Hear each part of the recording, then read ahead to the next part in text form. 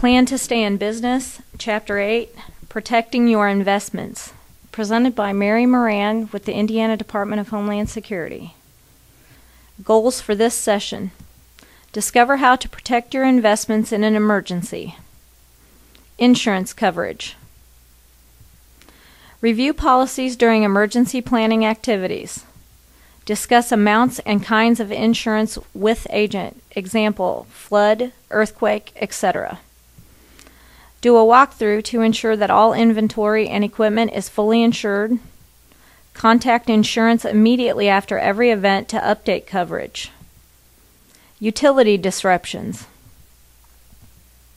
Prepare for extended outages during and after a disaster. Determine which utilities are most critical and should be restored first. Determine if there will be any cascading events as a result of utility failure. Consider the use of a backup facility. Examine whether or not it would be cost-effective to purchase and install generators. Designate which utilities will require on-site inspection by utility personnel. Facilities, buildings, and equipment. Take steps to secure physical assets. During planning phase, conduct a walkthrough of facility to determine what equipment will be at risk during disaster events. If equipment is unsecured during earthquakes, place it at the lowest part of the facility subject to flood hazard. Consult local, state, or federal homeland security agencies for potential mitigation activities. Invite local code officials for a tour of the facility to identify potential hazards and corrective actions.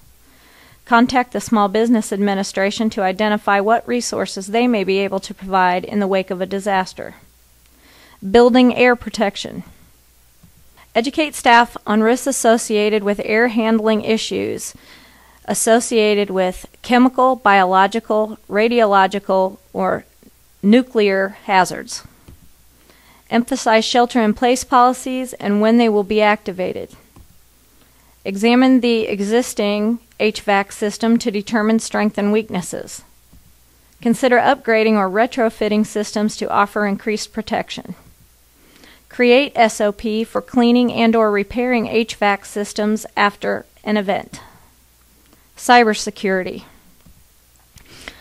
IT personnel must understand the threat, plan and prepare for the worst-case scenario, consider data backup measures, consider the use of out-of-band communication methods in the event of a cyber attack, for example, phone calls.